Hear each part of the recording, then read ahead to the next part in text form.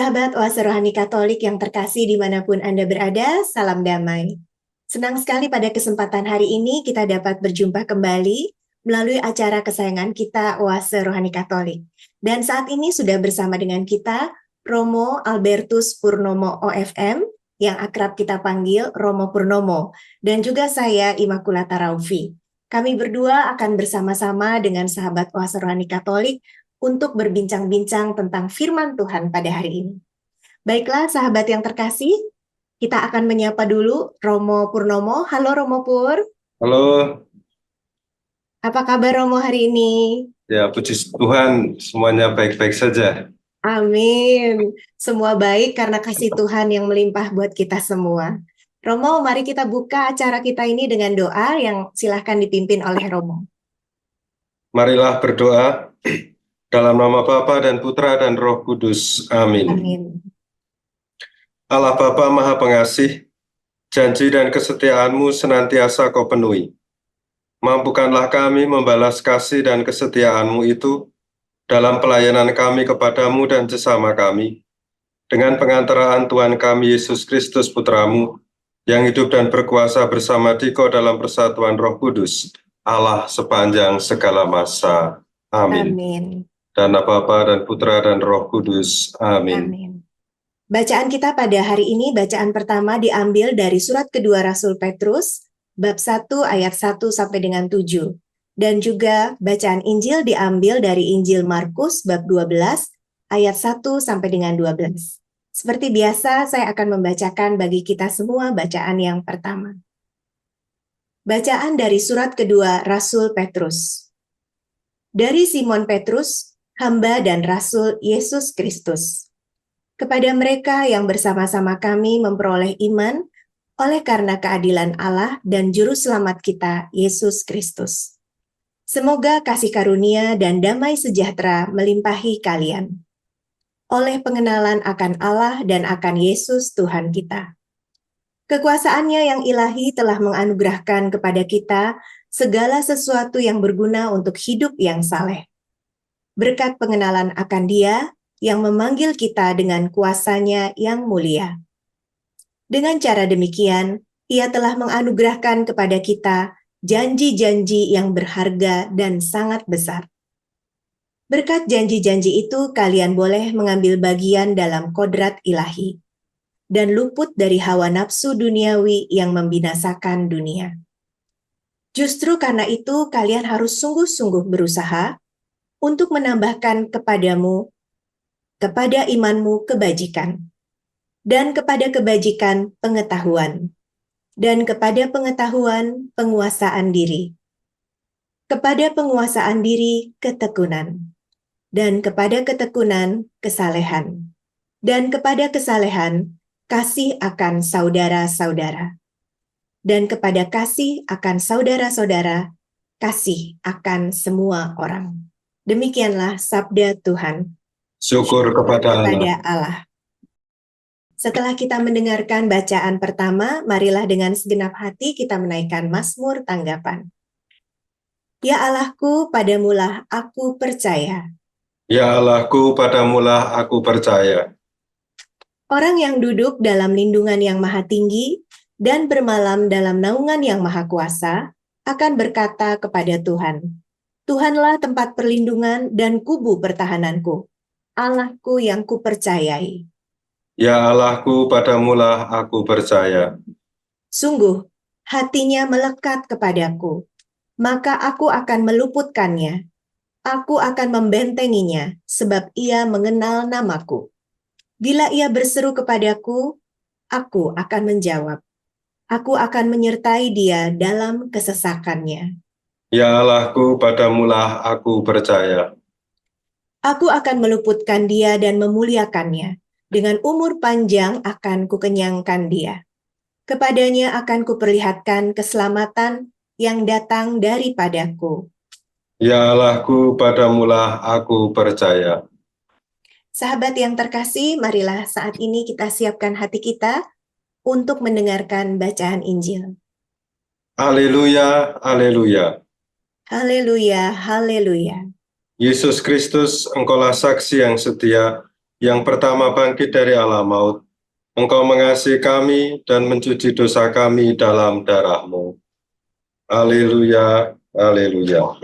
Haleluya, haleluya.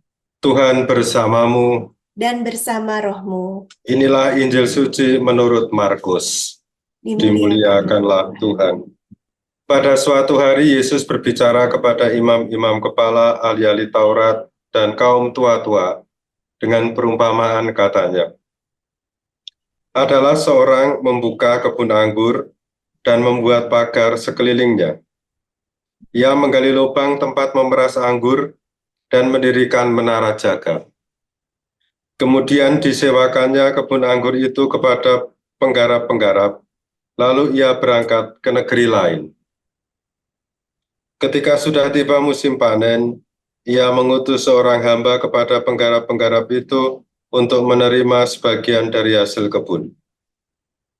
Tetapi hamba itu ditangkap dan dipukuli oleh para penggarap, lalu disuruh pergi dengan tangan hampa. Kemudian pemilik kebun anggur itu menyuruh pula seorang hamba lain kepada mereka. Orang itu mereka pukuli sampai luka kepalanya dan sangat mereka permalukan. Lalu pemilik itu menyuruh seorang hamba lain lagi, dan orang itu mereka bunuh. Dan banyak lagi yang lain, ada yang mereka pukul, dan ada yang mereka bunuh. Kini tinggal satu orang, yakni putranya yang terkasih. Dialah yang akhirnya diutus kepada mereka sebab pikirnya, putraku pasti akan mereka segani. Tetapi penggarap-penggarap itu berkata seorang kepada yang lain, dia itulah ahli waris, mari kita bunuh dia. Maka warisan ini menjadi milik kita. Mereka menangkap dan membunuh dia, lalu melemparkannya keluar kebun anggur itu. Sekarang apa yang akan dilakukan oleh pemilik kebun anggur itu? Ia akan datang dan membinasakan penggarap-penggarap itu, lalu mempercayakan kebun anggurnya kepada orang-orang lain. Tidak pernahkah kalian membaca ayat ini? Batu yang dibuang oleh para tukang bangunan telah menjadi batu penjuru. Itulah Tuhan, itulah tindakan Tuhan, suatu hal yang ajaib dalam pandangan kita. Lalu mereka berusaha untuk menangkap Yesus karena mereka tahu bahwa merekalah yang dimaksudkannya dengan perumpamaan itu. Tetapi mereka takut kepada orang banyak, maka mereka pergi dan membiarkan Yesus. Demikianlah sabda Tuhan.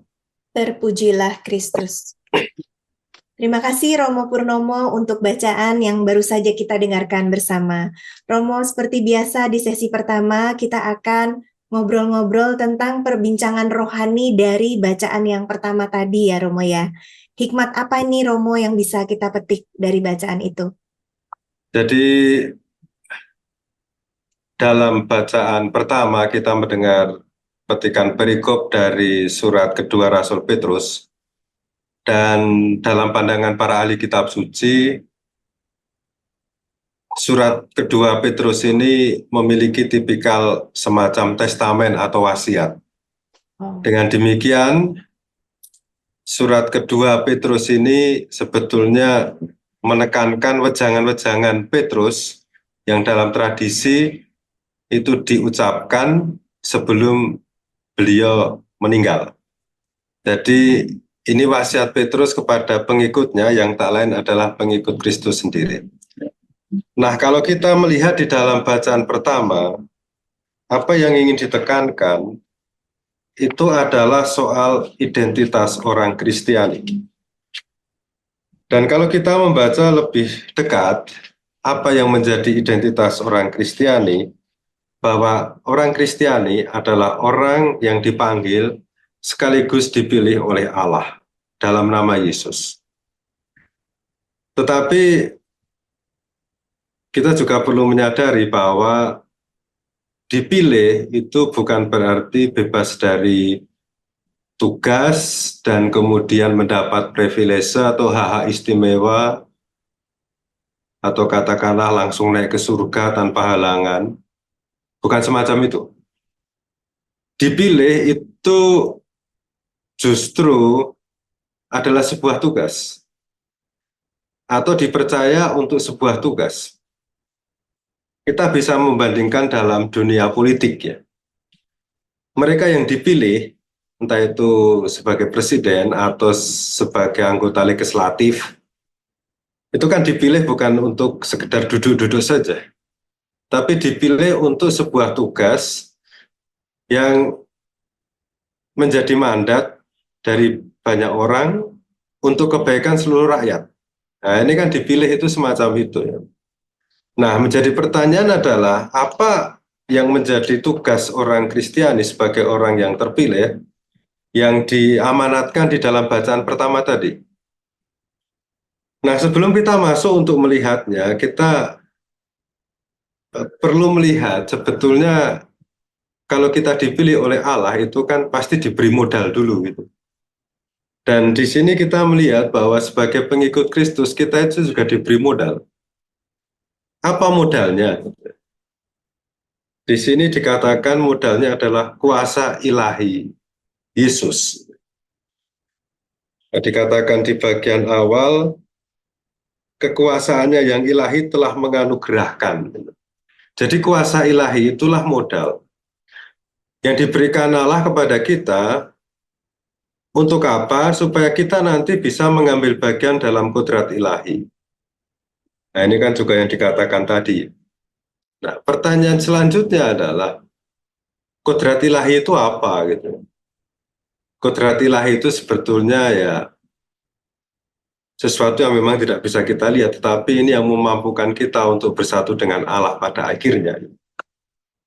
Tetapi kalau kita melihat di dalam bacaan pertama, kodrat ilahi ini berfungsi untuk membuat kita terluput dari kebinasan atau bencana karena hawa nafsu manusiawi.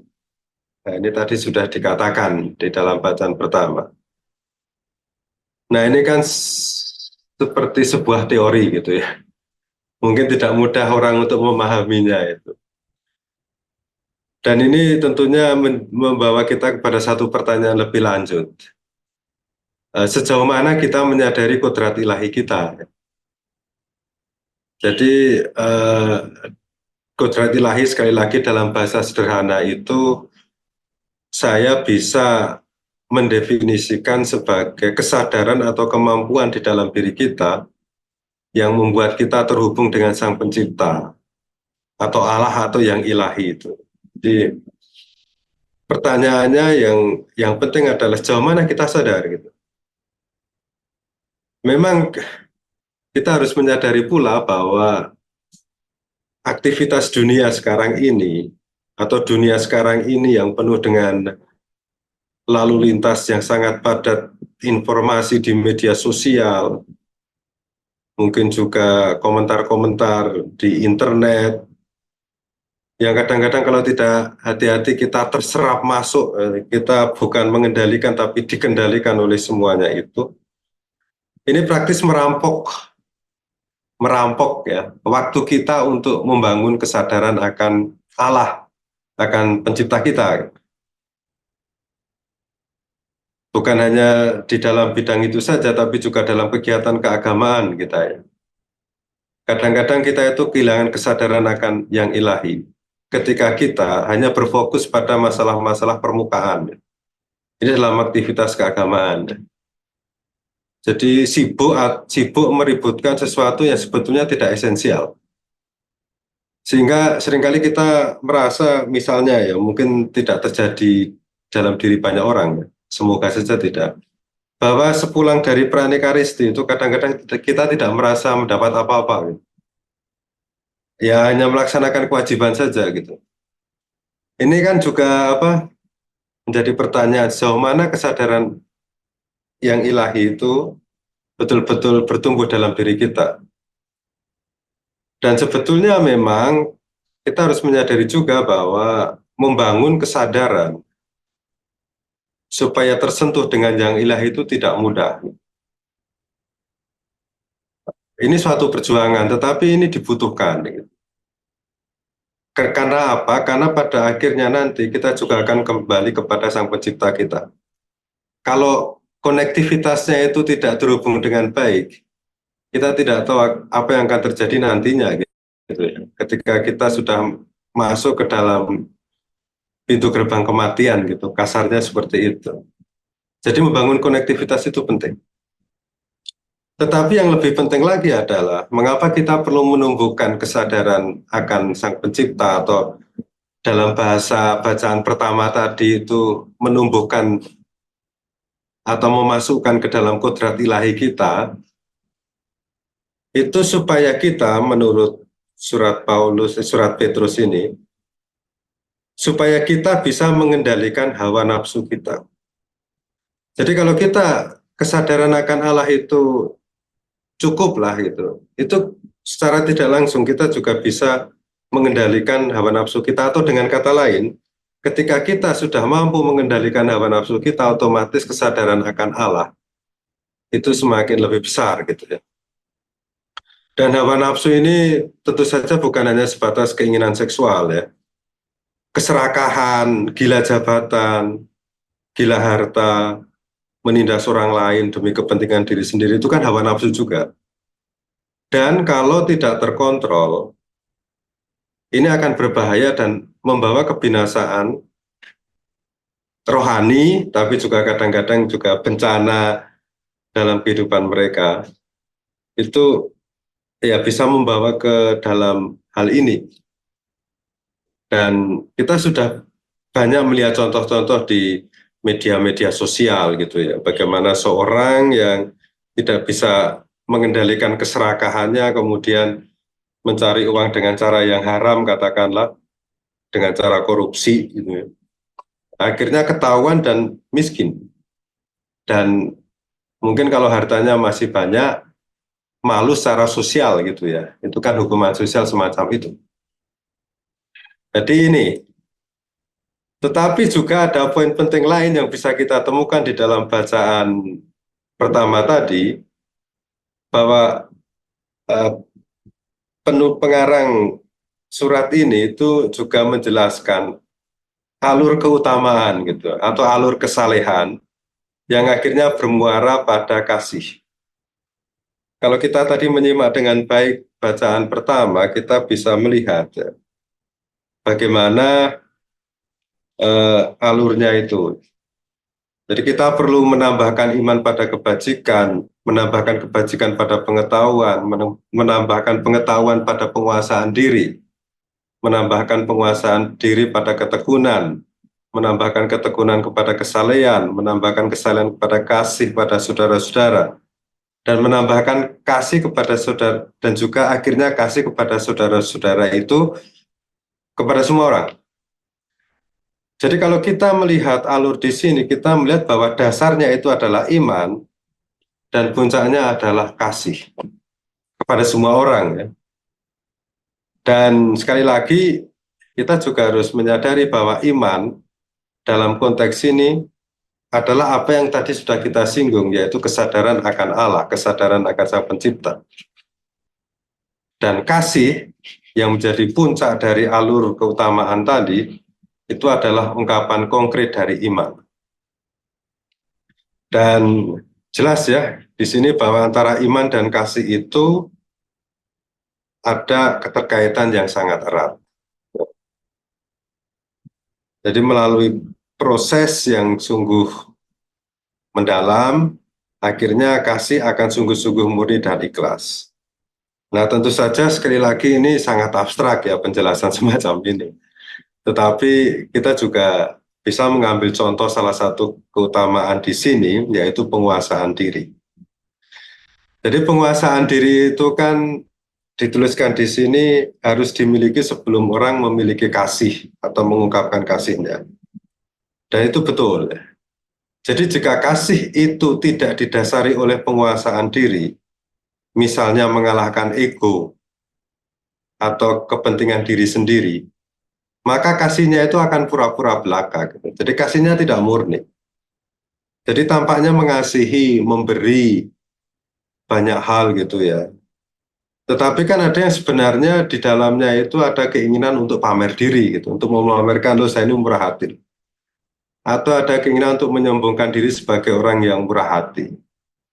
Dan dalam dunia sekarang ini yang orang bisa saja menampilkan dirinya dalam media sosial tanpa sensor, ini menjadi kesempatan untuk sebagian orang untuk memamerkan dirinya.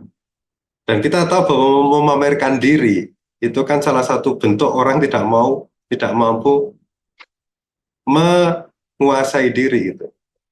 Apakah tidak boleh memamerkan diri?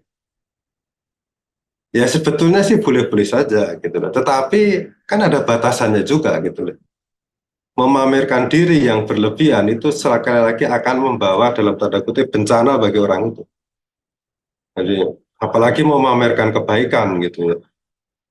Itu kan bisa jadi pada akhirnya orang akan tahu oh, dia itu orang yang punya duit, maka akan diserbu terus gitu. Dalam arti akan dimintai terus gitu. Nah, ini kan bencana juga ya. Hanya karena tidak mampu menguasai diri untuk pamer gitu ya. Jadi pada intinya itu saya kembali kepada gagasan awal tadi bahwa sebagai orang pilihan Allah ada dua hal yang memang penting untuk dilakukan, yaitu kita perlu membangun kesadaran diri yang terkonek dengan Allah gitu, kesadaran akan yang ilahi. Yang kedua, kita harus menjalani proses sebagai orang yang terpilih sebagai pengikut Kristus dalam alur keutamaan itu sehingga sampai kepada apa yang disebut dengan tadi kemampuan untuk mengasihi semua orang. Nah, mungkin ini renungan yang bisa kita ambil dari bacaan pertama tadi. Iya, baik Romo Pur, terima kasih Romo. Dari banyak hal yang tadi Romo jelaskan, akhirnya muaranya adalah kasih ya Romo ya. Iya, Amin. Semoga kita sebagai murid-murid Tuhan Yesus, kita boleh selalu merasakan hadirat Tuhan, karena kadang untuk merasakan hadirat Tuhan itu perlu keheningan ya Romo ya. Jadi iya, kalau misalnya kitanya berada dalam situasi yang sibuk terus, nah mungkin nasihat Romo dari firman Tuhan bacaan pertama ini bisa kita olah kembali supaya kita semakin lama semakin terus bisa intim sama Tuhan, connect wifi-nya sama Tuhan kencang gitu ya. iya. Ya, baiklah. Sahabat Oase Rohani Katolik yang terkasih, jangan kemana-mana. Masih tetap bersama dengan Romo Purnomo setelah yang satu ini.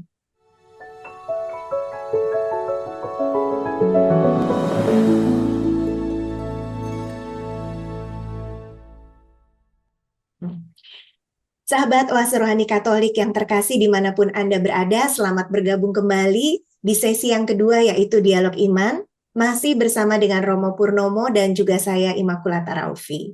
Romo Pur, kita akan kembali berbincang-bincang ya Romo ya. Kalau tadi Ya. bacaan yang pertama itu apakah sebelum kita masuk ke yang kedua ini, Romo bisa kembali kasih sedikit aja Mo kesimpulan supaya barangkali ada teman yang baru join di sesi yang kedua ini biar bisa nyambung. Silahkan Mo. Ya, pada bacaan pertama tadi intinya bahwa kita itu diajak untuk membangun kesadaran akan Allah sebagai orang pilihan. Karena itu yang menjadi dasar supaya segala macam kebajikan yang kita lakukan itu memiliki dasar yang kuat. Jadi bukan sekedar pura-pura belaka, tetapi memang memiliki akar yang kuat. Yes. Oke, Mo. Kemudian kita sekarang akan merenungkan bersama nih Romo bacaan Injil. Pastinya ada benang merah ya Romo ya antara bacaan pertama dan Injil biasanya. Ya, kalau bacaan harian biasanya tidak. Ya. Yang ada benang Ya. merah itu bacaan mingguan itu. Oh, bacaan mingguan. Ya. Waduh, iya baik Romo, silakan Romo. Ya, pada intinya di dalam bacaan Injil kita mendengar bagaimana Yesus itu mengajar dengan perumpamaan. Tetapi sebetulnya apa yang ditampilkan di dalam perumpamaan ini adalah sebuah sindiran terhadap imam-imam kepala dan ahli-ahli Taurat yang mempertanyakan Yesus dan kuasanya gitu dalam mengajar. Ya, kita harus tahu bahwa ada beberapa kelompok pada zaman Yesus yang tidak suka dengan Yesus. Jadi memang tidak semua, kita tidak bisa untuk menyenangkan semua orang, itu pasti gitu. Yesus pun juga mengalami hal yang sama. Nah, di dalam perumpamaan ini, yang namanya perumpamaan itu kan sebuah kiasan atau namanya alegori. Jadi satu karakter, satu tokoh itu tentu saja menyimpulkan atau melambangkan yang dilambangkan. Jadi kalau kita membaca cerita ini, kita tahu bahwa atau bisa membayangkan bahwa seseorang yang membuka kebun anggur itu adalah Allah atau lambang dari Allah. Kebun anggur itu adalah lambang dari bangsa Israel. Para petani itu adalah lambang dari para pemimpin Israel, dalam hal ini imam-imam kepala dan ahli Taurat. Hamba-hamba yang diutus oleh Tuhan itu adalah para nabi. Sementara anak dari pemilik kebun anggur adalah Mesias, yang dalam hal ini adalah Yesus sendiri. Dan diceritakan bahwa para petani, itu maksudnya para pemimpin Israel, itu kan menolak para nabi ini ya. Jadi menolak utusan Allah, atau digambarkan ini sebagai utusan dari pemilik kebun anggur. Ditolak, dan itu seringkali terjadi dalam sejarah bangsa Israel. Nah, kemudian diceritakan bahwa sang pemilik kebun anggur itu ingin mengutus putranya dengan pertimbangan kalau putranya pasti akan diterima, tetapi nyatanya itu tidak. Diceritakan di dalam perumpamaan itu, para petani justru membunuh ahli waris. Nah, ini jelas bahwa cerita ini mengkritik para pemimpin agama pada waktu itu, karena di bagian terakhir kan dikatakan, mereka mencari jalan untuk menangkap Yesus karena tahu bahwa mereka lah yang dimaksudkan dengan perumpamaan itu. Jadi petani yang dipercayakan untuk menggembalakan bangsa Israel itu justru bersikap tidak benar dengan menghalangi utusan Allah, dulu para nabi dan juga yang sekarang adalah Yesus Kristus. Tetapi yang menarik di sini adalah bahwa Yesus itu tampil sebagai seorang nabi, dalam arti dia mampu meramalkan masa depannya sendiri. Ia bisa meramalkan bahwa dirinya akan mati dibunuh oleh para pemimpin agama yang notabene sekaligus menjadi politisi pada waktu itu. Jadi sebetulnya cerita ini adalah ramalan yang akan terjadi pada diri Yesus. Tetapi saya tidak akan membahas tentang hal ini. Saya hanya tertarik dengan kutipan yang dipakai Yesus untuk melawan mereka.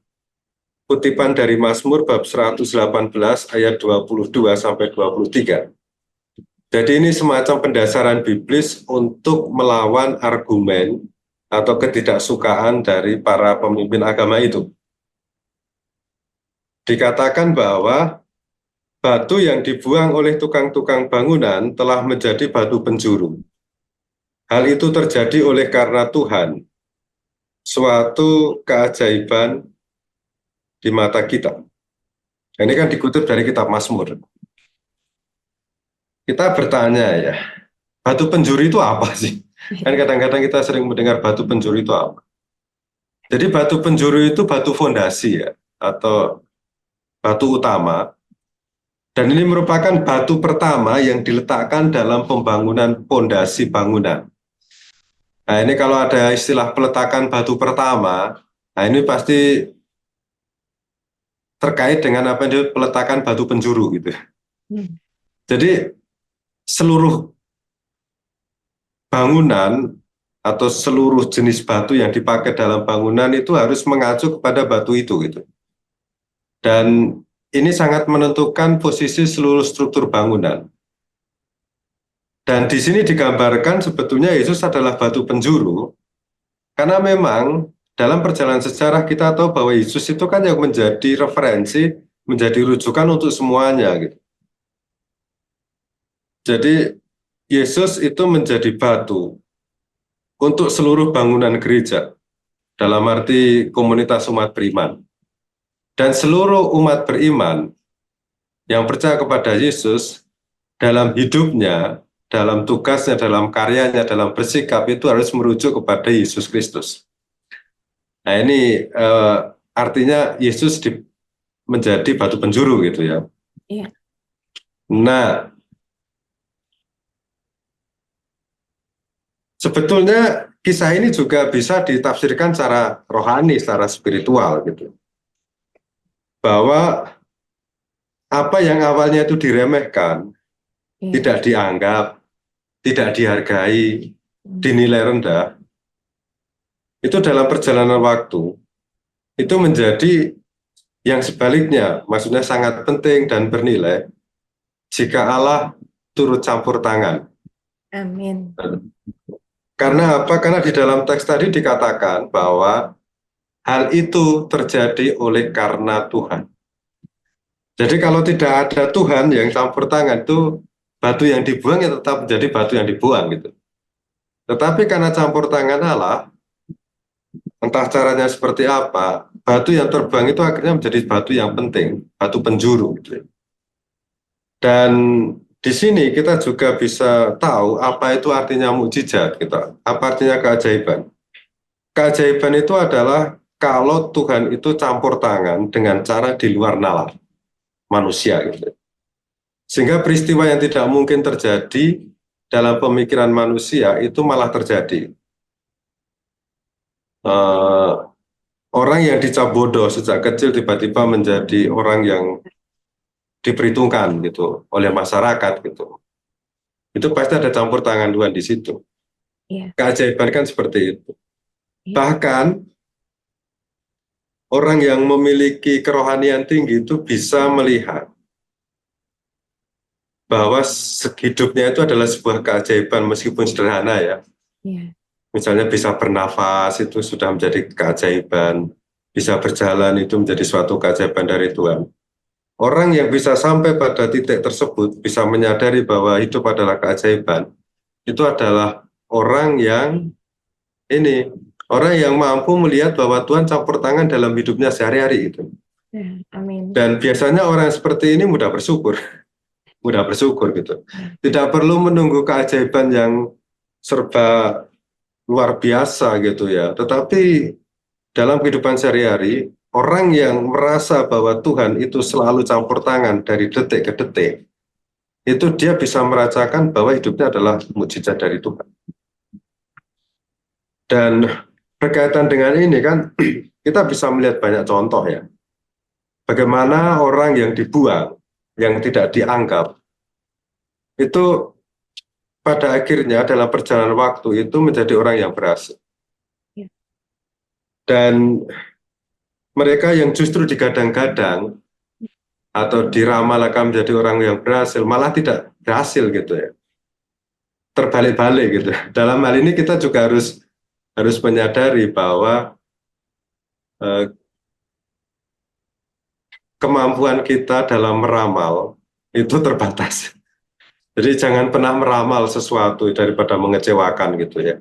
Ya. Nah, karena ada tangan yang lebih berkuasa dalam mengontrol kehidupan, yaitu tangan Sang Pencipta sendiri. Amin. Ada satu tokoh ya, yang mungkin menjadi bukti ya, selain Yesus Kristus, ada satu tokoh ya, yang bisa memberi contoh batu yang dibuang oleh tukang bangunan menjadi batu sendi atau batu penjuru itu. Pasti kita tahu tokoh Hans Christian Andersen gitu, pasti tahu lah. Kalau pernah menjadi anak-anak kecil zaman dulu pasti tahu lah. Iya. Jadi ini penulis dongeng terkenal asal Denmark. Iya. Jadi waktu kecil saya juga sering mendengar kisah yang ditulisnya itu. Itik yang buruk rupa. Jadi kalau kita melihat biografi dari Hans Christian Andersen gitu, orang ini memiliki banyak kelemahan fisik gitu ya.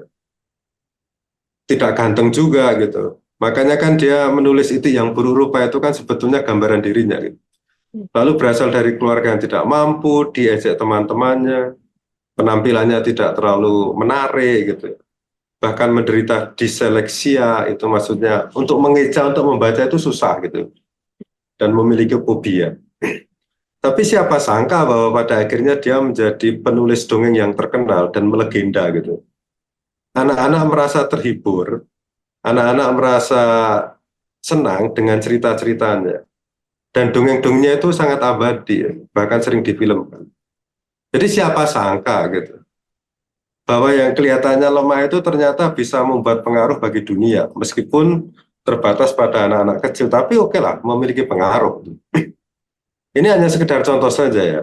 Iya, Intinya itu, jangan pernah meremehkan orang yang kelihatannya tidak memiliki bakat, iya, atau yang lainnya. iya. Kalau Tuhan berkehendak lain, bisa jadi orang yang dulu kita remehkan malah bisa menjadi lebih baik daripada kita.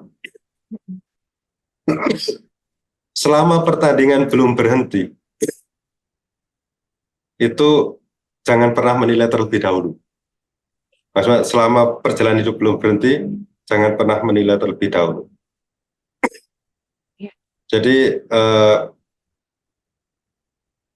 perumpamaan ini memang memiliki banyak eh, pesan yang bisa ditangkap, tetapi sekali lagi kutipan Yesus dari kitab Mazmur ini kiranya bisa menjadi permenungan bagi kita, supaya kita tidak putus asa kalau kita tidak memiliki banyak hal di awal gitu ya. Karena Tuhan semuanya bisa berbalik gitu ya. Dan selain itu kita juga tidak perlu menyombongkan diri di hadapan orang yang mungkin lebih lemah daripada kita, tidak mampu daripada kita. Jangan-jangan oleh karena Tuhan nanti entah kapan dia menjadi lebih berpengaruh daripada kita. Siapa tahu gitu ya. Ya mungkin ini permenungan yang bisa kita temukan dari bacaan Injil. Iya, baik. Terima kasih Romo Pur. Nampaknya sudah sangat lengkap nih ya Romo ya. Bekal kami semua sepanjang hari ini melalui firman Tuhan nih Romo. Terima kasih Romo. Semoga apa yang sudah Romo sampaikan, apa yang sudah Romo ingetin kepada kita bisa kita lakukan dalam kehidupan kita sehari-hari. Terutama di dalam tempat kerja, juga di dalam pelayanan, untuk kita selalu bisa memandang sesama kita itu di dalam kasih, nggak ada yang suka underestimate orang ya Romo ya. Ya, Amin. Baik, Romo Pur, tanpa terasa waktu terus berlalu, dan kini saatnya kita berpisah dengan sahabat Oase Rohani Katolik semuanya. Sebelum kita berpisah, Romo, kita akan tutup dengan doa dan berkat Tuhan melalui Romo Pur. Silakan Romo. marilah kita berdoa. Dalam nama Bapa dan Putra dan Roh Kudus. Amin. Amin. Allah Bapa Maha Pengasih, kami bersyukur atas santapan surgawi yang berupa sabdamu yang telah kami terima. Semoga kami berani menanggapi panggilan kenabian pada zaman sekarang ini, sambil menyongsong kebahagiaan abadi yang kau janjikan. Dengan pengantaraan Kristus, Tuhan kami. Amin. Amin. Tuhan bersamamu, Dan bersama rohmu. semoga Allah yang Maha Kuasa memberkati kita sekalian dalam nama Bapa dan Putra dan Roh Kudus. Amin. Amin. Sahabat Oase Rohani Katolik yang terkasih, selamat melanjutkan aktivitas Anda pada hari ini. Selalu gembira dan tetap semangat.